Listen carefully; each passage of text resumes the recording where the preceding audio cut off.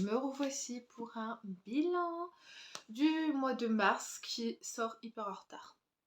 Pour le mois de mars, j'ai lu 3 livres plus 2 e-books. C'est pas mal.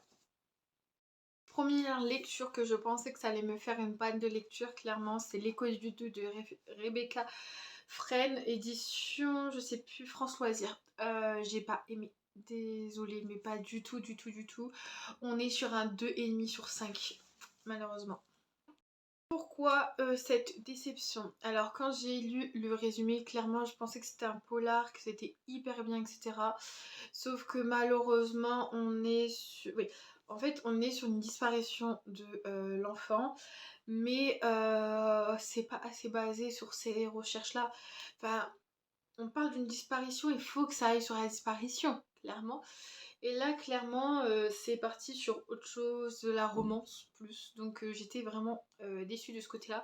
Sachant que moi, quand je pars sur un polar ou sur un thème, j'aime bien que le thème soit forcément bon, quoi, qu'il soit dans le bon sens, quoi. Sauf que ça ne l'était pas du tout, donc j'étais vraiment déçue. Ensuite, en e-book, je vous mettrai l'image juste ici. J'ai lu donc Les Trois Petits Cochons des Contes Interdits, donc surtout pas avant 18 ans. Surtout, c'est de l'édition Ada et je lui ai mis la note de 4,5 sur 5.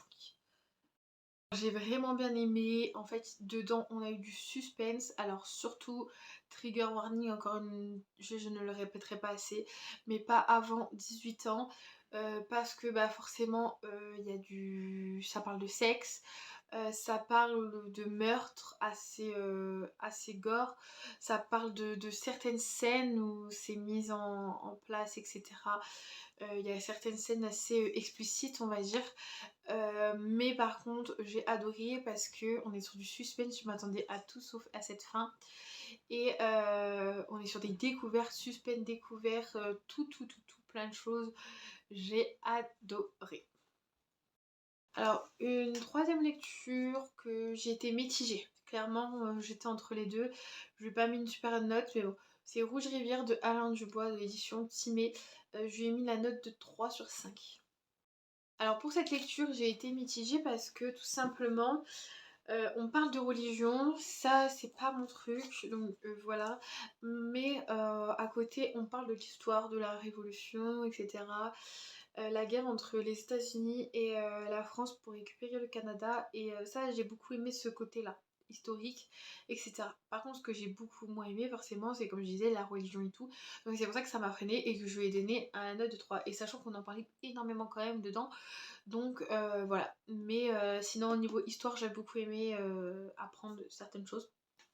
Et comment dire, il était pas si gros que ça, il faisait ouais un peu plus de 300 pages, mais j'aurais pensé qu'il ferait moins, enfin je pense s'il ferait moins de pages, peut-être parce qu'il y aurait pas de religion dans tout ça, mais c'est peut-être que ça serait différent. Voilà. Ensuite, j'ai lu Dans les yeux de Lia, que je mettrai juste ici. C'est une BD de l'édition Dupuis que j'ai beaucoup aimé. Je lui ai mis la note de 5 sur 5. Puis on a des super belles images, des super beaux graphismes, etc. Et j'aimais bien l'histoire en... comment ça s'appelle, en général, parce que comment dire, on est sur une jeune fille donc, qui est malheureusement handicapée, qui s'est fait renverser et qui, comment ça s'appelle, qui veut retrouver, parce qu'il n'y a pas eu de... Enfin, il y a eu une justice, mais bon, c'est bizarre, il y a eu des abandons de justice, etc.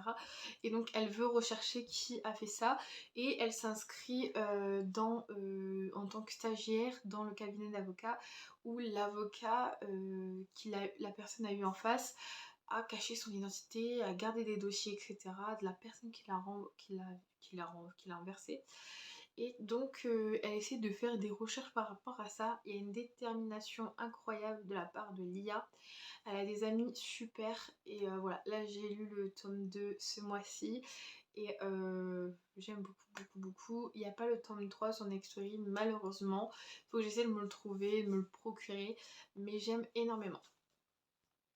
Et pour finir ce mois de mars, même si j'ai pas fini forcément sur ça parce que j'ai eu d'autres lectures mais on a dépassé sur avril, donc je les présenterai pour le mois d'avril. Mais une dernière lecture que je vais vous présenter qui a été un gros coup de cœur, c'est Paris est à nous de Jojo Moyes, de l'édition M, Milady, pardon. J'ai adoré, je lui ai donné la note de 5 sur 5, gros coup de cœur dessus, vraiment pépite. Il faut savoir que sur cette lecture, on n'a pas qu'une seule histoire. Donc par exemple, vous avez la lune de miel, je vous donne haut la main, comme ça. Et en fait, c'est plusieurs petites histoires. Je crois qu'on est sur une 5-6 histoires peut-être. Et en fait, j'aime beaucoup, il y a de la romance, c'est très doux, c'est très mignon. Voilà, comme je disais, j'ai rien contre la romance quand je sais que je pars dessus.